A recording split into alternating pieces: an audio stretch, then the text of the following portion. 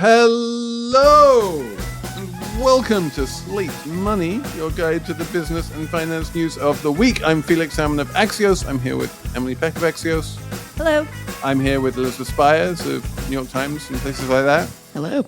And we are going to talk about taxes and the budget and bond vigilantes and deficits and all of those new sexy things.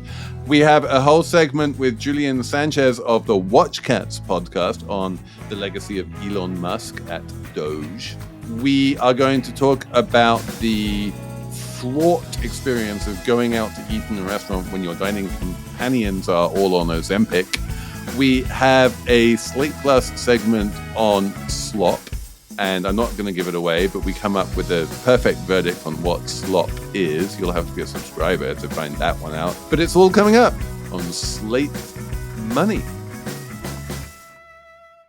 Slate Money is sponsored today by NerdWallet's Smart Money podcast. Making financial decisions shouldn't feel like picking a new streaming show. There are too many options, it's too easy to fall for the hype, and you may end up wishing you'd done more research before committing. That's where NerdWallet's Smart Money podcast comes in. They have finance journalists who break down real-world money decisions from investing to home buying to credit cards with clear, research-backed insights. The nerds help you cut through misinformation and get straight to the facts. So make your next financial move with confidence.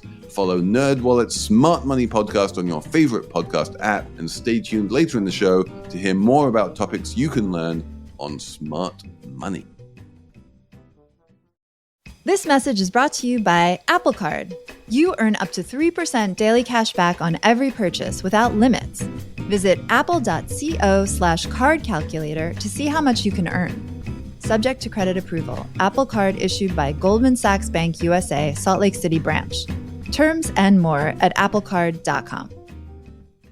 Okay, so let's start with this budget bill, which, Emily, you've been looking at it, all of the various taxes and spending cuts and whatnot.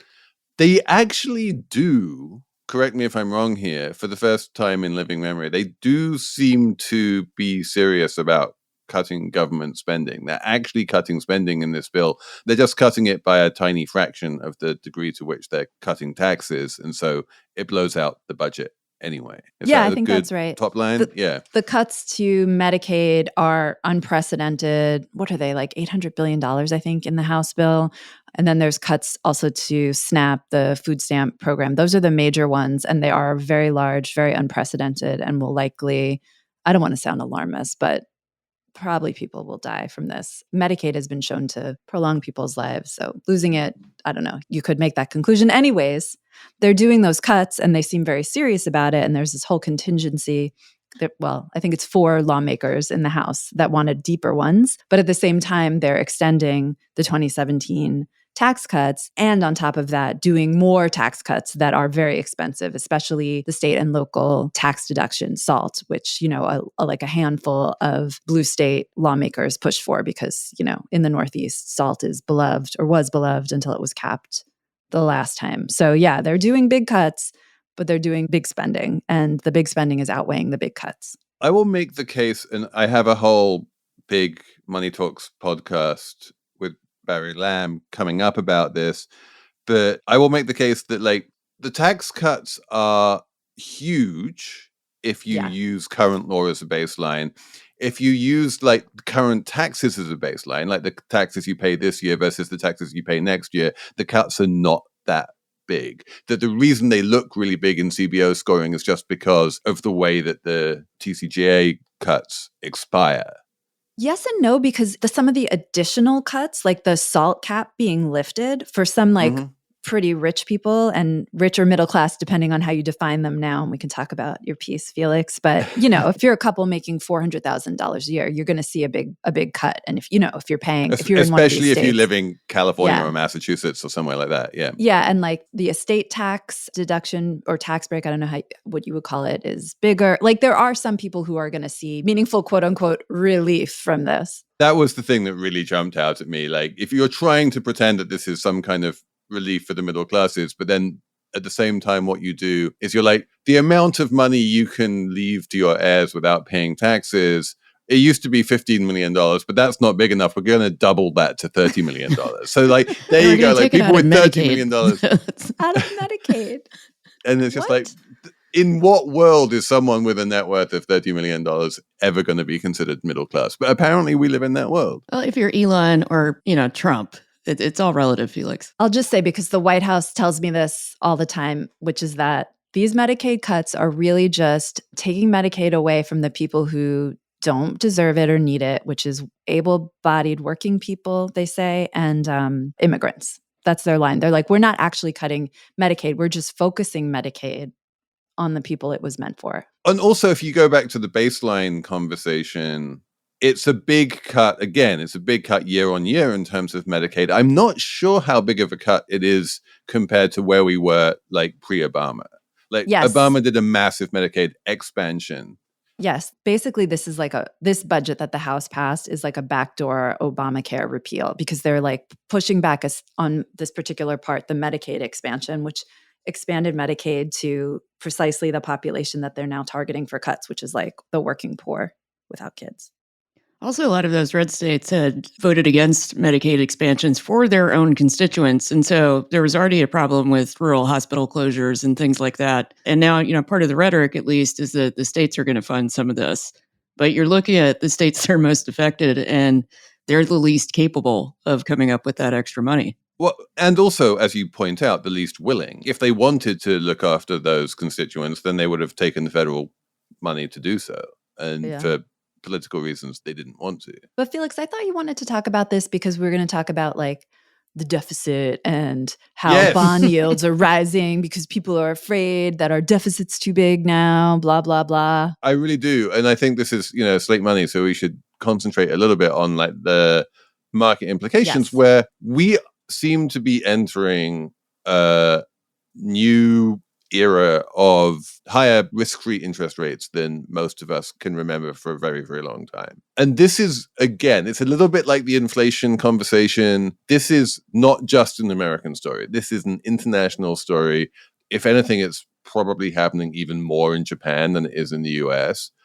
But what we're seeing is rates going up globally, and by far the biggest and most important interest rate market in the world is the US Treasury market, and US Treasuries are now going up. And now the new normal for US Treasuries seems to be like 4.5% on the 10-year and 5% on the 30-year. And that is just really high for those of us who kind of got used to the zero interest rate regime that has been in effect pretty much for most of the years since 2008, if not earlier. So that's just a really big change. And what we've seen over the past week or so is a lot of talk of the bond vigilantes kind of saying, if you are going to increase the deficit this much, we are going to have to find a lot of money that would otherwise have gone somewhere else to fund that deficit. And the opportunity cost of that is significant. That money, which would otherwise have gone somewhere else, would probably have got a higher return somewhere else. And okay, maybe there's a little bit less risk if we wind up using that money to buy treasuries, but we're still going to force you to pay higher interest in order to fund your deficit. So the entire rate environment in the United States, the benchmark baseline interest rate that everyone borrows money off of, which is basically the 10-year treasury bond, that's how you invest money, that goes up.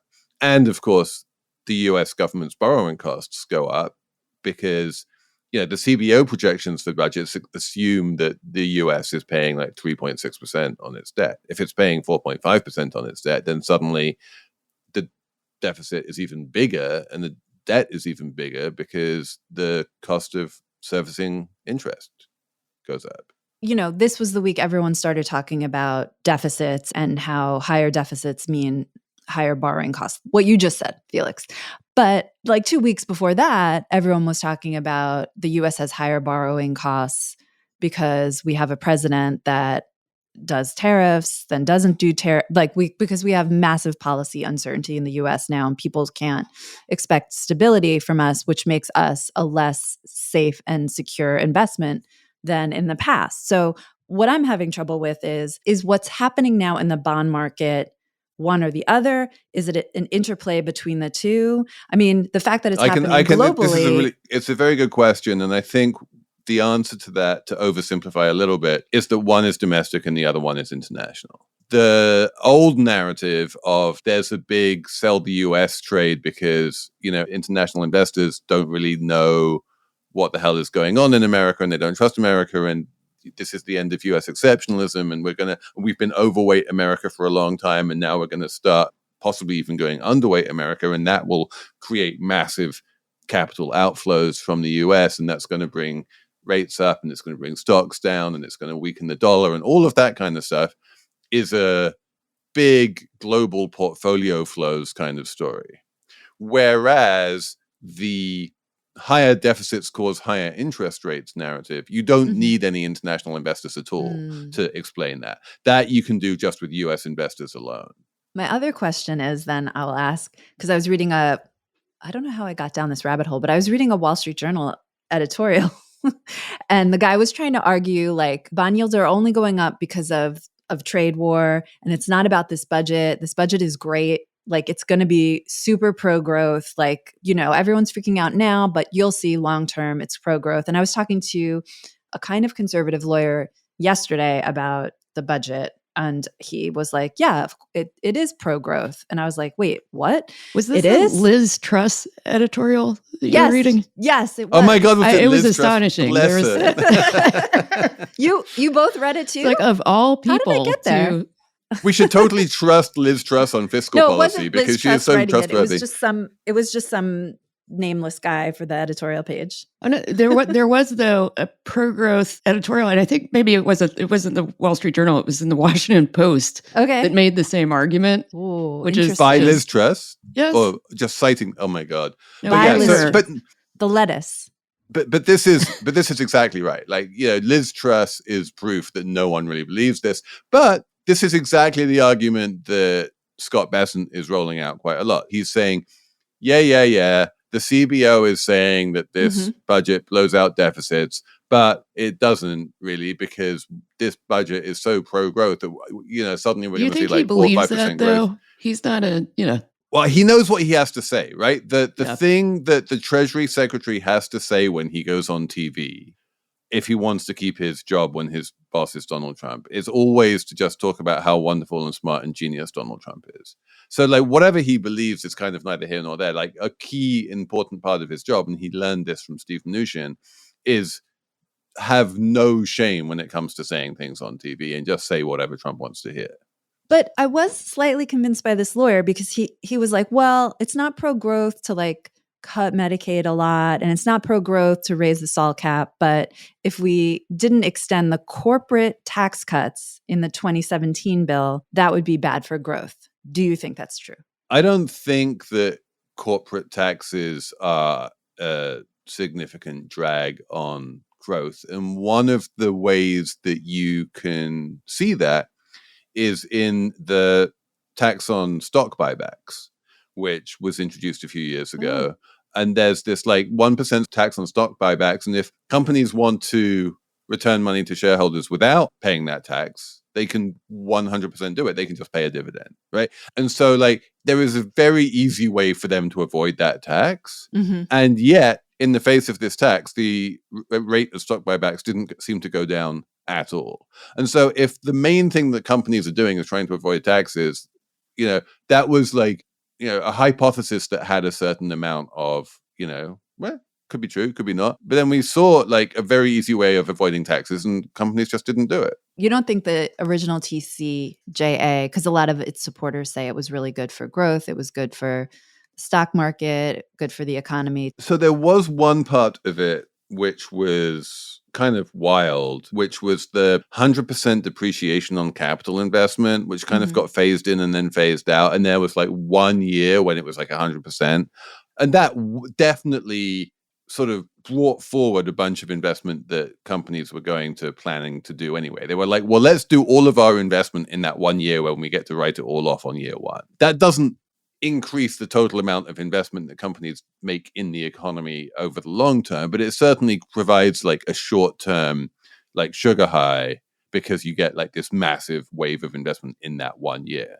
But yeah, I think but that isn't a long-term thing. That's just a moving money from 1 year to another year. Also, I feel like it wasn't that long ago when everyone was saying deficits were totally fine and Stephanie Kelton is right and we should spend a lot of money and it's fine. Don't worry about it. Is that Stephanie era Kelton, like over now?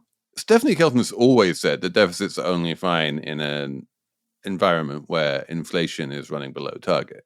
Okay. Right. We're pretty and now close we're still above target. We're still significantly above 2%. And I don't know anyone who's saying that we're going to go below it anytime soon, especially with tariffs coming in and the inflationary effect of tariffs yet really to be felt in a real way. So the whole sort of MMT Kelton view of deficits don't matter is, well, they do matter, but you need much more willingness by Congress to be fiscally tight in periods exactly like right now, where you have this combination of relatively strong growth and high inflation. At that point, you need much less fiscal stimulus. And in fact, you need Congress to start putting the fiscal brakes on.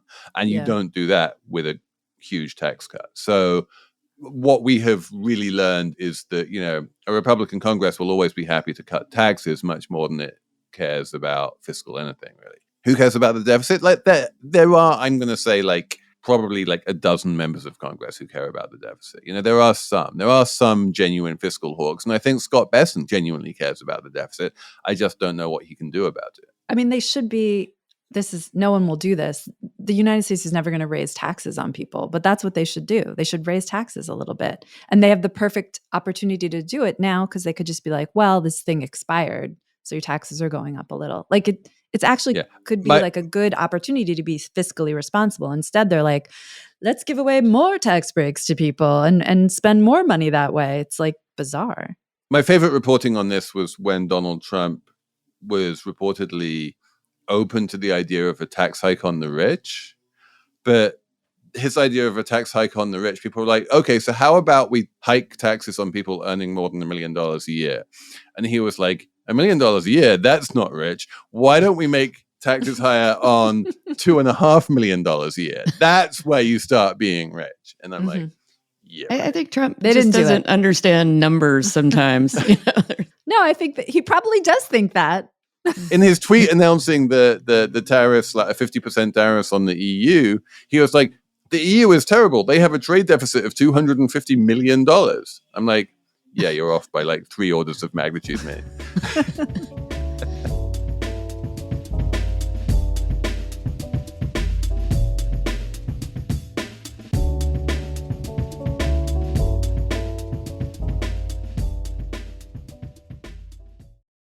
As a small business owner, you don't have the luxury of clocking out early. Your business is on your mind 24/7. So when you're hiring, you need a partner that grinds just as hard as you do. That hiring partner is LinkedIn Jobs. When you clock out, LinkedIn clocks in. LinkedIn makes it easy to post your job for free, share it with your network, and get qualified candidates that you can manage all in one place. LinkedIn's new feature can help you write job descriptions, then quickly get your job in front of the right people with deep candidate insights. 72% of small and medium-sized businesses using LinkedIn say that LinkedIn helps them find high-quality candidates. You can even add a hashtag hiring frame to your profile picture and get 2 times more qualified candidates. Find out why more than 2.5 million small businesses use LinkedIn for hiring today. Post your job for free at linkedin.com/slate. That's linkedin.com/slate to post your job for free. Terms and conditions apply.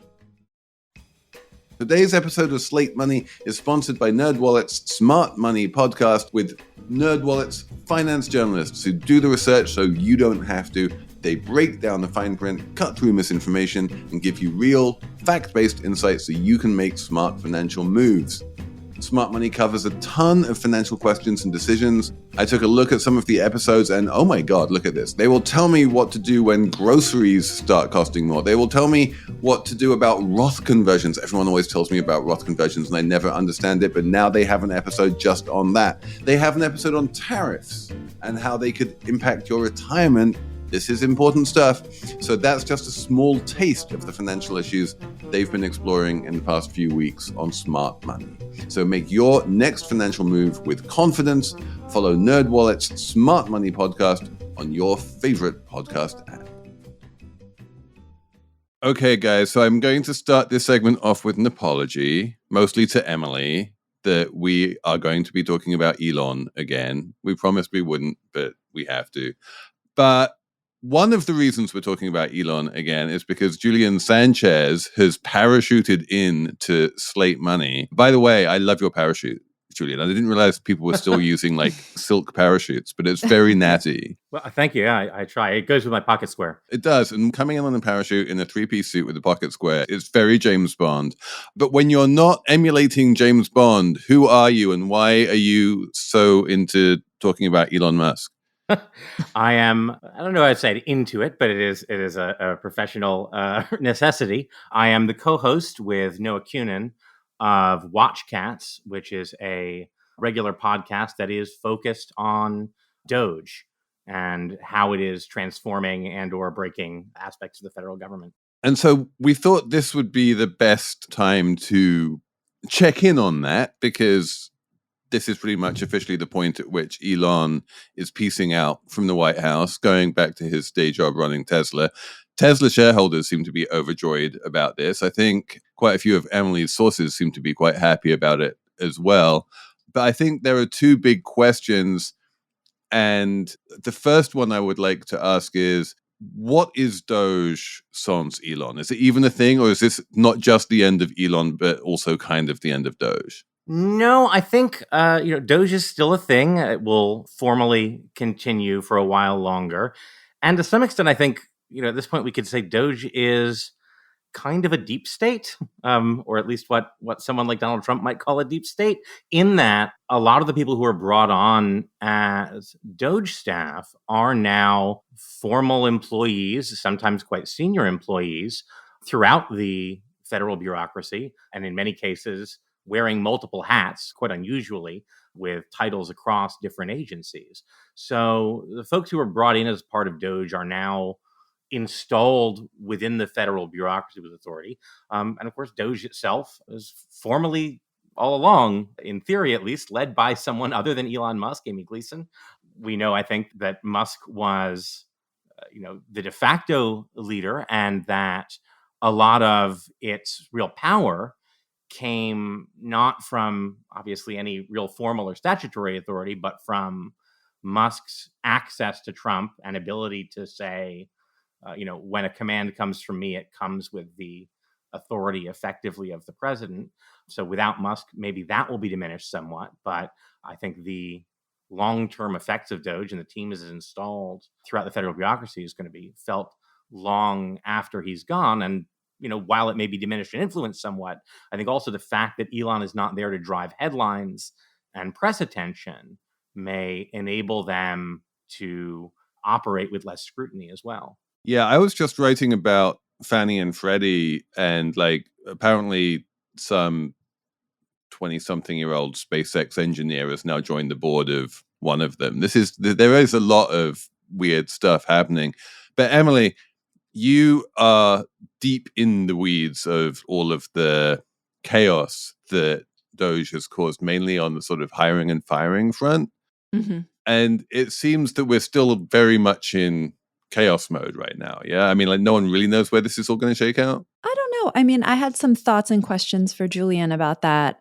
It seems like Elon Musk and Doge accelerated what the Trump administration probably would have done regardless, especially around hiring and firing, like the large-scale reductions in force. I mean, they came out swinging and tried to fire all the probationary employees that was kind of overturned by the courts. Then they went down this other road of doing more reductions in force and making that happen in a more orderly way. It seems like he just came in and did this initial bout of disruption, but longer term, I sort of wonder, and maybe this goes back and resolves to what Julian was saying, but longer term, he sent the bowling ball down the lane and the pins are falling and they will continue to fall. It won't happen as quickly and chaotically as at first, but it still will happen. That said, to answer your question part two, it does seem like there is pull back on some of the reductions in force. I'm thinking specifically today of the Social Security Administration. They basically forced out like 3,000 people, and they said they wanted to fire 12,000 people. But now what I'm hearing, and from what I understand, the new guy has come in and said, maybe we shouldn't fire those other 9,000 people. Like, we don't even have enough people now. Like, things are already falling apart. Like, this needs to kind of stop. So there is a little bit of pushback. Yeah, I mean, there was that famous meeting in the White House where a whole bunch of different cabinet secretaries started shouting at Elon and being like, you can't just destroy entire parts of my department like that. That's, I'm the cabinet secretary. I run this organization. So if it's going to happen, that should be up to me. And that seemed to be like the beginning of the end of Elon's sort of unchecked power and the co-presidency that people were talking about in the very early days.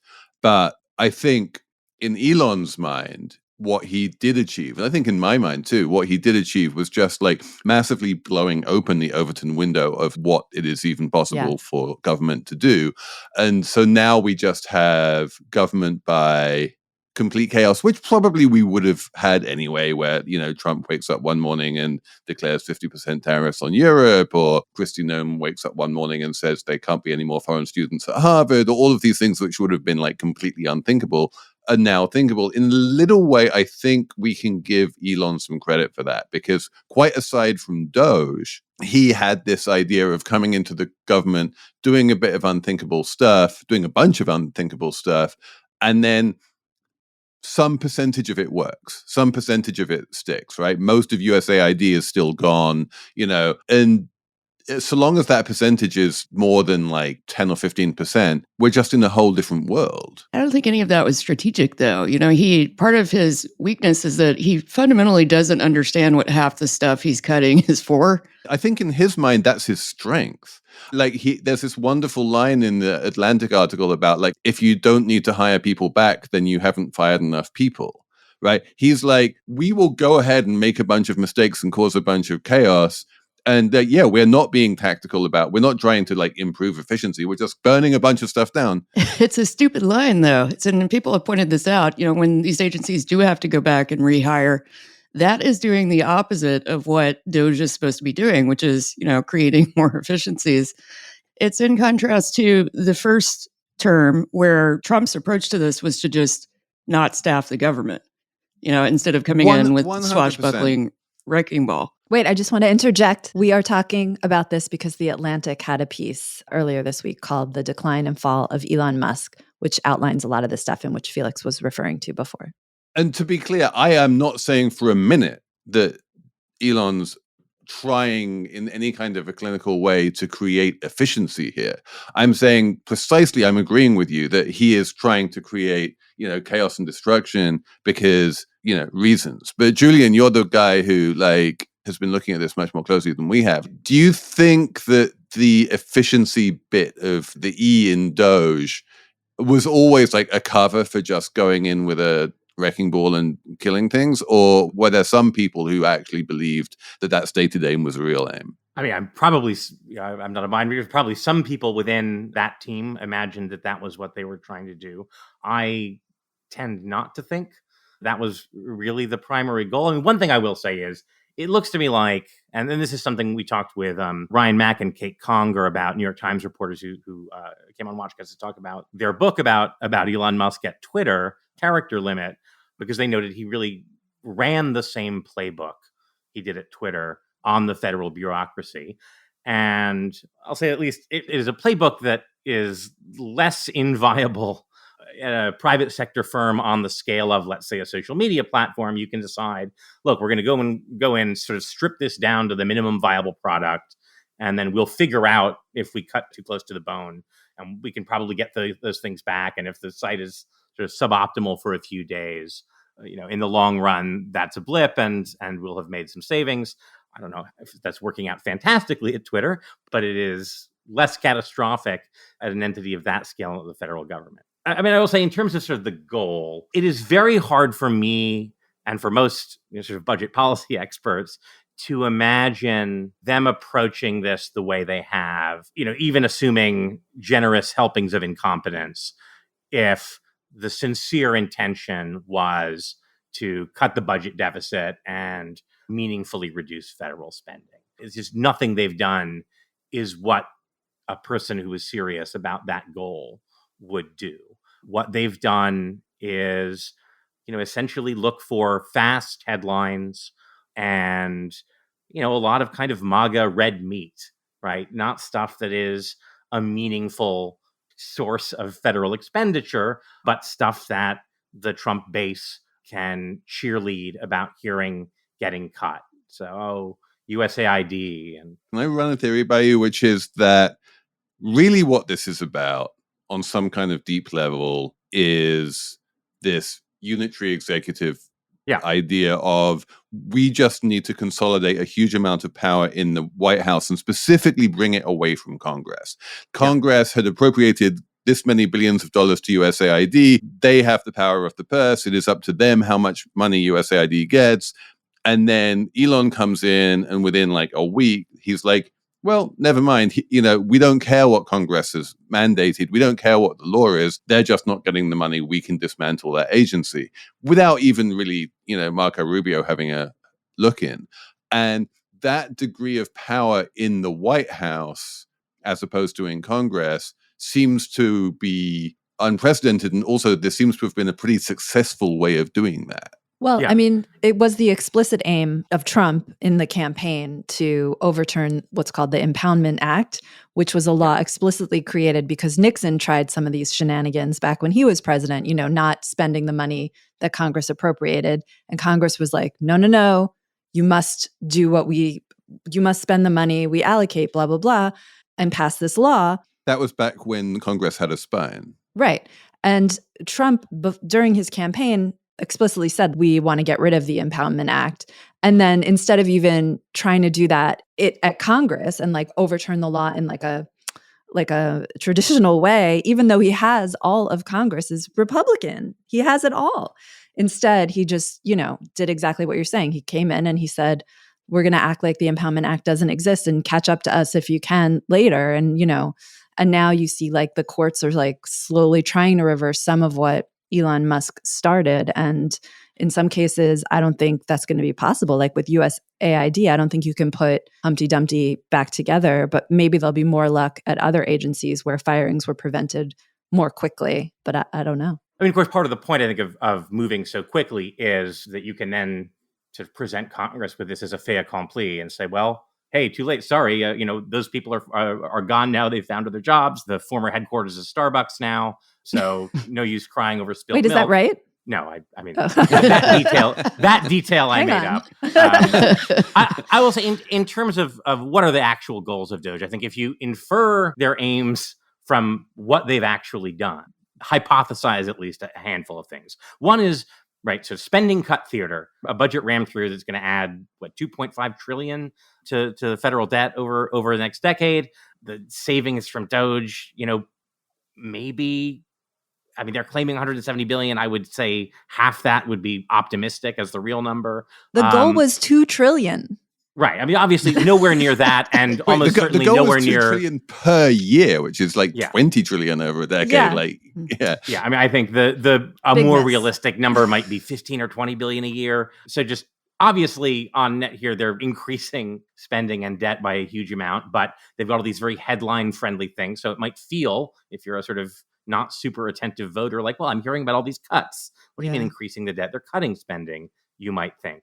Another is, as Felix was saying, really centralizing control here. Doge's effort to control the Bureau of the Fiscal Services payment system, I think, is huge to the extent that that is more directly under the control of the White House. You make oversight more difficult and you make intervention by courts more difficult because, essentially you've got a small number of people with their hands on the keyboard who can say, oh, Marco Rubio, you wanted to, and this actually happened. You want to restart some of those USAID grants? Sorry, nope. Big balls in his hoodie has decided that funding is not going to go through, even though you wanted it to. So that's a second important thing. A third is really remaking the character of the federal bureaucracy, effectively turning a traditionally nonpartisan civil service into a kind of patronage system for Trump loyalists.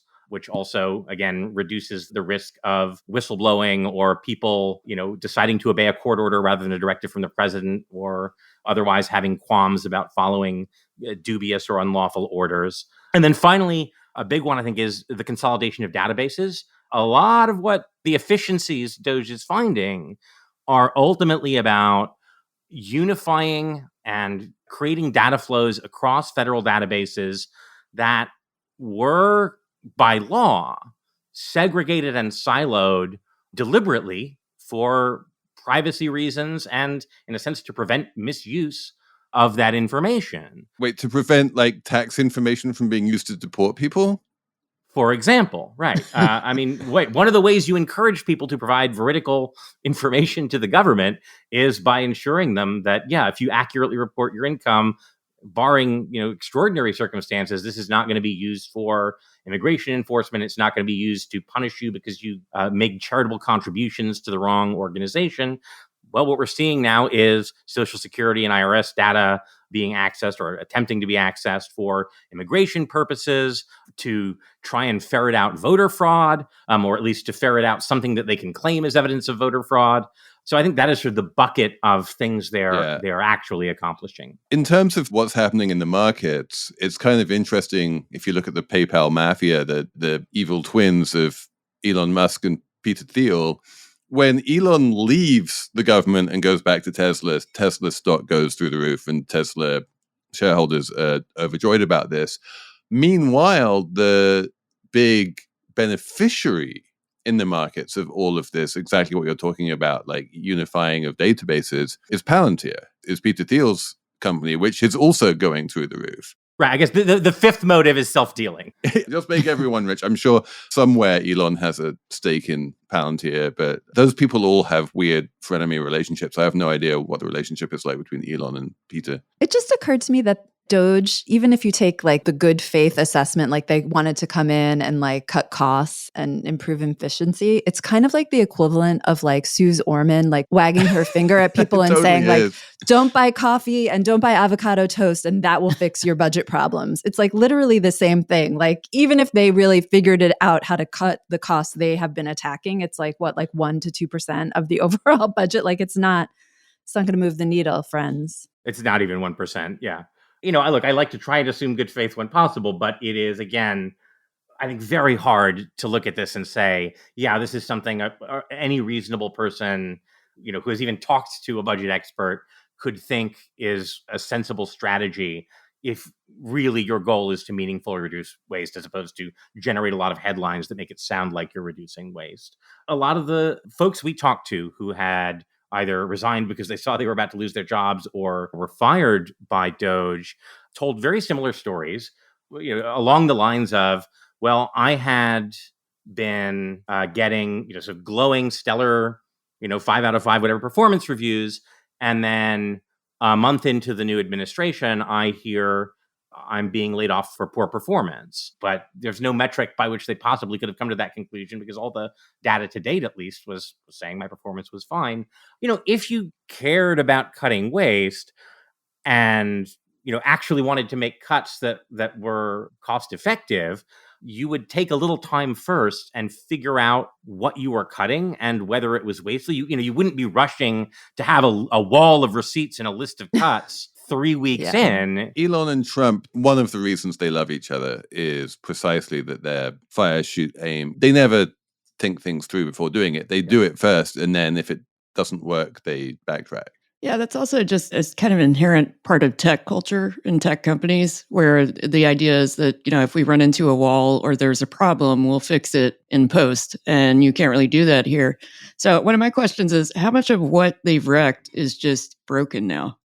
I mean, nothing is in the long run irreversible, but I think, the point you made there is when you either fire people or create circumstances in which employment in a particular sector seems so precarious that no one with other options, considers that an attractive career path, you make things very difficult, right? You can, as with the example of USAID, you can say, all right, all these people are fired overnight, essentially, if you like.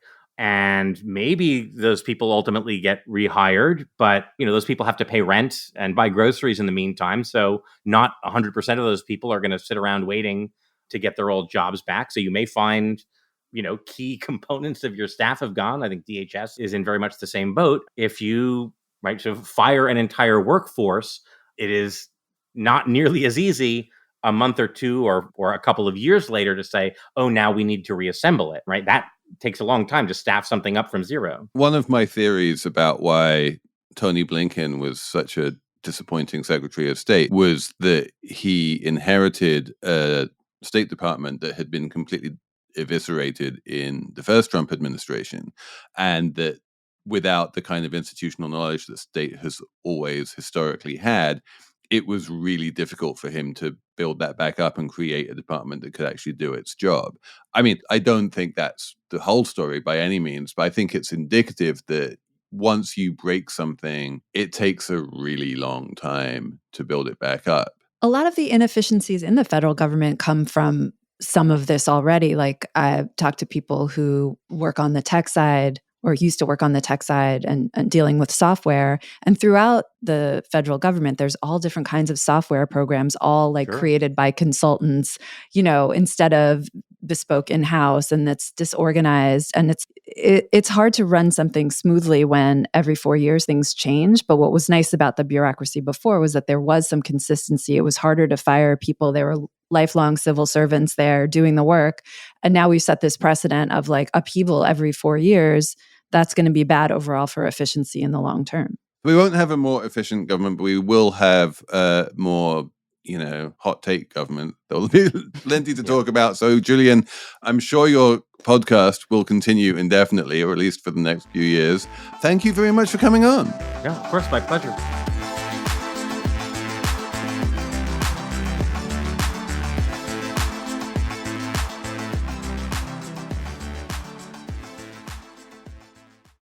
This podcast is brought to you by Progressive Insurance. Fiscally responsible, financial geniuses, monetary magicians. These are things people say about drivers who switch their car insurance to Progressive and save hundreds. Because Progressive offers discounts for paying in full, owning a home, and more. Plus, you can count on their great customer service to help you when you need it, so your dollar goes a long way. Visit Progressive.com to see if you could save on car insurance. Progressive Casualty Insurance Company and Affiliates. Potential savings will vary. Not available in all states or situations. This podcast is brought to you by Progressive Insurance. You chose to hit play on this podcast today? Smart choice. Progressive loves to help people make smart choices. And that's why they offer a tool called Auto Quote Explorer that allows you to compare your Progressive car insurance quote with rates from other companies. So you can save time on the research and can enjoy savings when you choose the best rate for you. Give it a try after this episode at Progressive.com. Progressive Casualty Insurance Company and Affiliates. Not available in all states and situations. Prices vary based on how you buy. Emily, can I ask you a personal question? Yes, but I may choose not to answer it. Go ahead. Are you on GLP-1s? Are you on Ozempic? Because I read in the New York Times that everyone is on Ozempic. I am not on Ozempic, Felix, but I'm so flattered you thought I was. But no. You're declining my offer of drinks, and I'm like, what, that means she's on Ozempic. So I'm microdosing it though. So what? You're microdosing Ozempic? How do you anything? First question, how do you do that? It's just a lower dose. It's usually like half the recommended dose. And so it just mitigates, the side effects mostly. And because I'm a small person, I'm like 5'1", You're so tiny. I don't need, I think as big a dose for it to be effective for me. But you still inject it? Yeah. What are the side effects that you were worried about? Mostly nausea, because I'm highly sensitive to that. And have you found yourself spending less money in restaurants as a result of this? A little bit. I do notice being less hungry and, craving things like carbs less. So I think I'm more likely to order a salad and that's it. And do you worry that this is bad for the restaurant economy? It doesn't keep me up at night. No. I still spend so much money in restaurants compared to most Americans that I feel like I'm doing my part here. So, well, we're talking about this because the New York Times had a nice piece the other week that we wanted to talk about last week, but we didn't anyway. It's called Group Dining on Ozempic. It's complicated. And it starts off with a nice anecdote about a fellow who is 6'2" and weighs 210 pounds and likes to eat. But then he goes out to dinner with his friends. They're all on Ozempic and no one's eating anything. And he's just like sitting there chowing down, and he looks up at everyone else and they're kind of just pushing the food around the plate. And he's loving it because he's managed to crack the system. And I love this, which is like he winds up making sure they always do this thing that everyone does these days, which is we'll just get a bunch of small plates to share. And then he eats all of the small plates to share. And then everyone else has the same restaurant experience of being able to taste all of the good food and having the conviviality in the restaurant and the senior and all the rest of it. And then, like, he provides the very useful service of not just sending all of the small plates back untouched and offending the chef. So he's like, everyone needs one stomach at the table who can just eat all of the food. And he does that. I think it works out great. I don't know. It seems like it upends like the social contract of going out to eat. If like no one is eating, but you're the one, I guess I identified with this guy. You don't want to be like the one person who's just like going for it with the food. And then you look around and no one else is eating. It's very uncomfortable. And I don't know exactly what to make of it, but like, why go out to eat if you're not going to eat? Oh, there are a million reasons to go out to eat if you're not going to eat. But I think you've put your finger on it. And this was also in the story is, you know, you kind of need to get over the uncomfort that is associated with eating when other people aren't.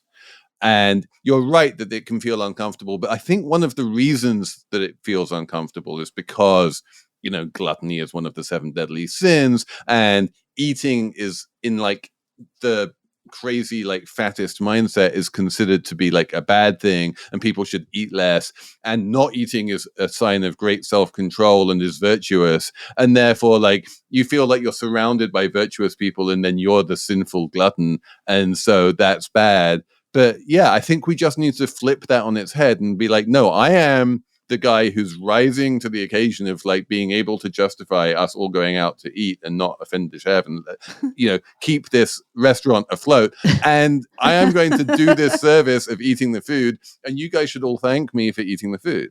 Is that you, Felix? Or- I volunteer. I volunteer as tribute. Okay. But to go back to what the piece was about, you know, how you split the check when a lot of people are on Ozempic, to me, this just parallels this sort of ongoing conversation around how you split the check when people are increasingly sober, and alcohol is a big piece of the check. I mean, and to be fair to the piece, there was relatively little on check splitting, but obviously, yeah, you just split the check equally. Like it's all shared plates. Everyone gets to eat as much as they want. And as the Ozempic person, you know, the people doing the eating are kind of doing you a favor. It's like the idea of, you know, I consumed less salad, therefore I should pay less money. Like, one, it's unworkable on a practical level, but two, it kind of misses the whole point of having a group meal in the first place. Because you're saying, Felix, going out to eat isn't about eating. Correct. I can't go all the way there with you. It is also about eating.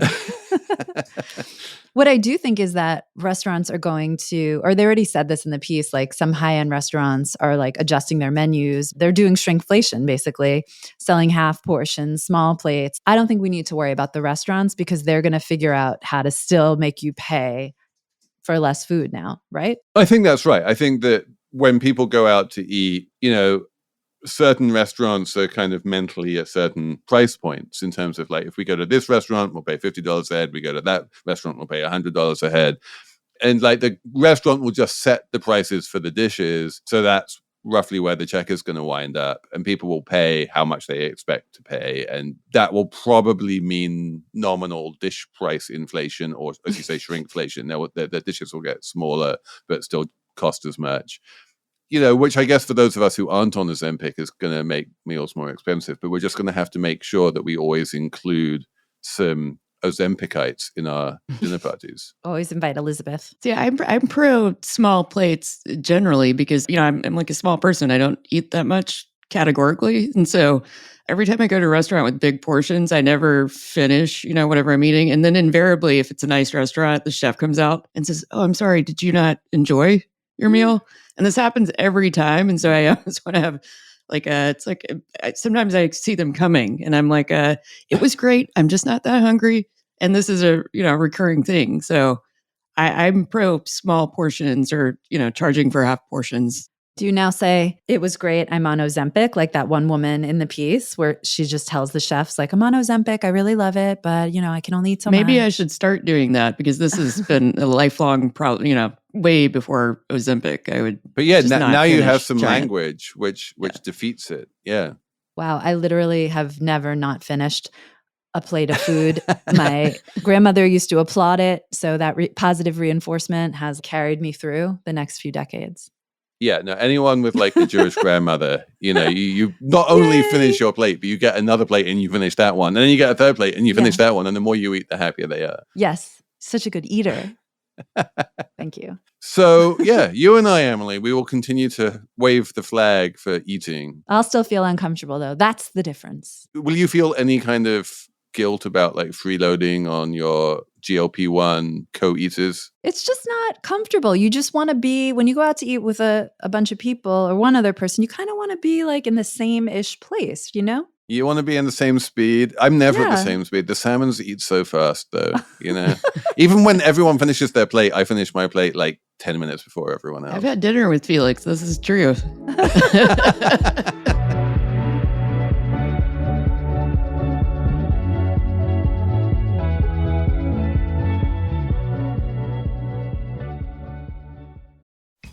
This message is brought to you by Apple Card. Picture this. Somewhere in the world, an Apple Card user is getting 3% daily cash back on the purchase of an iPhone 16 at Apple. That's not all. They also earn 2% back on the new shoes they bought using Apple Pay. Visit apple.co/card calculator and see how much daily cash back you can earn. Subject to credit approval. Apple Card issued by Goldman Sachs Bank USA, Salt Lake City branch. Terms and more at applecard.com. We should have a numbers round. Emily, do you have a number? Okay, my number is 233. That is the number of years that the U.S. has been minting pennies. And we learned this week that we will stop minting pennies. You can still use them if you have them. But the U.S. is walking away from pennies. And as Felix explains in a story that I recommend, this may all be folly. The intention is to save money. But if we walk away from the penny, it pushes more people to the nickel. And that costs even more money to make. We lose even more money on nickel production than we do on penny production. So we lose like 9 cents a nickel for every nickel that we make. And if we wind up using more nickels as a result of abolishing the penny, it's a false economy, Mr. Trump. Very Trumpian math. Yes. Elizabeth, do you have a number? My number is 2 million, and that's euros. And that's how much Nestle has been fined for labeling Perrier as natural water, when in fact, at some of the production plants, they do filter it. By filtering something that makes it unnatural? In France, it does. Wow, that's some RFK logic right there. But my favorite detail in this story is that there's a specific Perrier plant in France where they hid the filtering mechanism behind a movable armoire so that when the inspectors came in, it was just, it's like a secret door. A movable armoire. It's the Shawshank Perrier. So crazy. My number is 5.5 trillion. We like a nice large number. 5.5 trillion is a number that came out in an FTC trial this week and is apparently the number of call minutes per year that are hosted on WhatsApp. That when people call each other on WhatsApp, if you add up all of those calls per year, it comes to 5.5 trillion minutes a year. And to put that in perspective, if you look at all of the phone calls made on US cell phones every year across every single cell phone network in America, it comes to 2.4 trillion. Do you ever think about all the money you spent on long distance calls in the before times? I sometimes do. It's so crazy. And it's fine. It's kind of wild how WhatsApp phone calls are just the standard way that people talk to each other in most of the planet. And yet, like, America is this one sort of holdout. People like FaceTime in America. Yeah. Well, only the elite with Apple phones. Right. And soon to be more elite if these 25% tariffs happen. No, but this is the point. Like, everyone else in the world is just like, we use WhatsApp for video phone calls, and WhatsApp video phone calls are fine, and they work very well for people on iPhones calling people on Androids. Only in America does this become a problem because they don't use WhatsApp for these things and they use FaceTime instead. And now they're like, oh, you have the wrong kind of phone. I can't FaceTime you. Just use WhatsApp like everyone else on the planet. But I think that's it for us this week. Thank you for listening. Thank you to Julian for coming on to talk about Elon Musk. Thank you to Jessamine Molli for producing. And Emily, you'll be back on Tuesday with a television money talks. Yes, it's a must listen with Slate editor-in-chief Hillary Fry. We were talking about the Apple TV Plus show Your Friends and Neighbors, and it's a really super fun episode. Even if you haven't watched Your Friends and Neighbors, if you're like a John Hamm type fan, a Don Draper kind of person, you should listen. All right, I have never watched it, but I will tune in. And then after that, we'll be back yet again the following Saturday with even more Slate Money.